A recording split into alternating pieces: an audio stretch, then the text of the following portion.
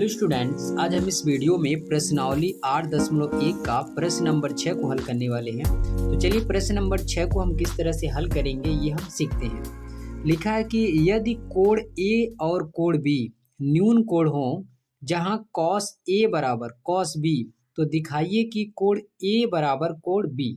यहाँ पे क्या क्या दिया है।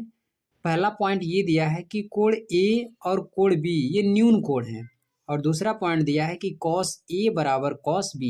तो इन्हीं दोनों की सहायता से हम इसको सिद्ध करेंगे कि कोण ए बराबर होता है कोण बी। तो चलिए इस प्रश्न को हम हल करते हैं। तो पहले तो दिया है, क्या क्या चीज दिया है वो हम लिख देंगे। दिया है, इसमें क्या दिया है कि कोण ए और कोण बी ये क्या है, न्यून कोण है। ये न्यून कोण है। अब न्यून कोण किसे कहते हैं, तो जितने भी 90 डिग्री से कम होते हैं, जितने भी कोण 90 डिग्री से कम होते हैं उनको बोलते हैं न्यून कोण। तो ए और बी न्यून कोण है, ये पॉइंट दिया है। अब जैसे हम त्रिभुज जब बनाते हैं ऐसे, तो इसका नाम हम कहीं भी लिख देते हैं ए बी सी, ऐसे नाम देते हैं।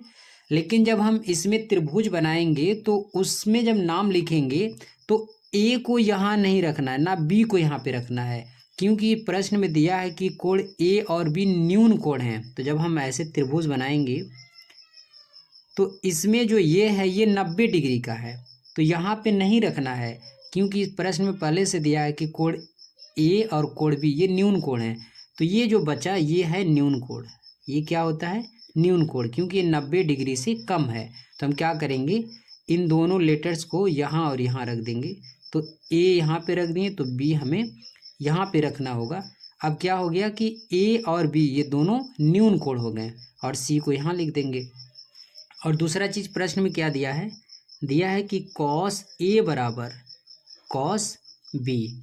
अब हम क्या करेंगे कि जो कॉस ए का, जो कॉस थीटा का अनुपात होता है, जैसे इस पूरे प्रश्नावली में हमें केवल अनुपात ही याद होना चाहिए और एक पाइथागोरस प्रमेय। यदि अनुपात और पाइथागोरस दोनों याद है, पाइथागोरस प्रमेय, तो इस चैप्टर को हम बहुत इजीली कर लेंगे। तो जो कॉस थीटा का अनुपात होता है, कॉस थीटा बराबर होता है आधार बटा कर्ण, ये इसका अनुपात होता है। तो यहाँ पे हम क्या करेंगे, अनुपात का ही सूत्र लिखेंगे। कॉस थीटा बराबर क्या होता है, आधार बटा कर्ण। तो यहाँ लिख देंगे आधार और बटे में कर्ण बराबर, यहाँ भी कॉस है तो इसका भी अनुपात वही लिखेंगे, आधार बटा कर्ण।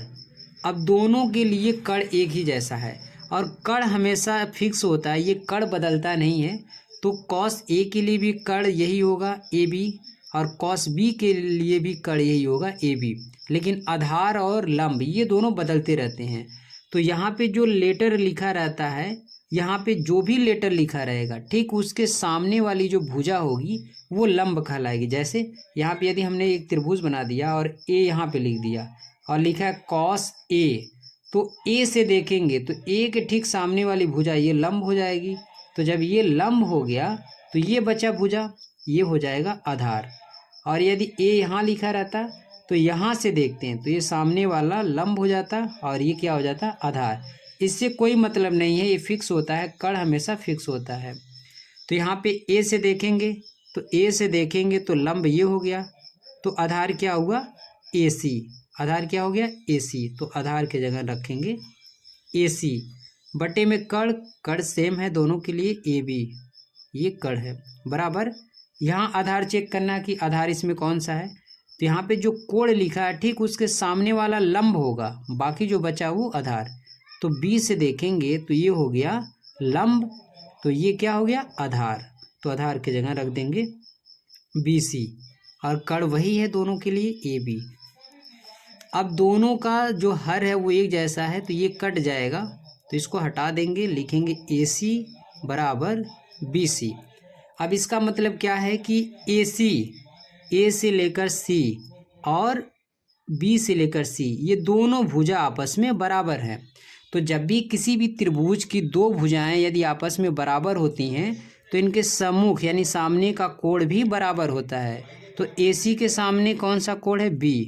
AC के सामने है B और BC के सामने क्या है? A, तो कोड A। सिद्ध हो गया कि कोड A बराबर कोड B। तो ये था प्रश्न नंबर 6। इसी तरह फिर मिलते हैं नेक्स्ट वीडियो में, तब तक के लिए धन्यवाद।